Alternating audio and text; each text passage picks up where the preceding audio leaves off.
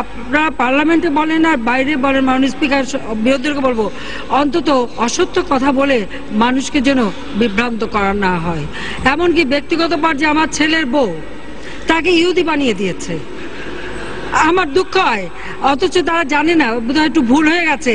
আমার ছেলের বউ ইহুদি না, হ্যাঁ সে খ্রিস্টান। খ্রিস্টান আমাদের আহলে কিতাব, এটাও তাদের জানা উচিত। অবশ্য ইহুদি আছে, আমাদের ডক্টর কামাল হোসেনের মেয়ের জামাইটা ইহুদি, ওইটা বোধহয় বলতে ভুল করে আমার ছেলের বউর কথা বলে ফেলেছে।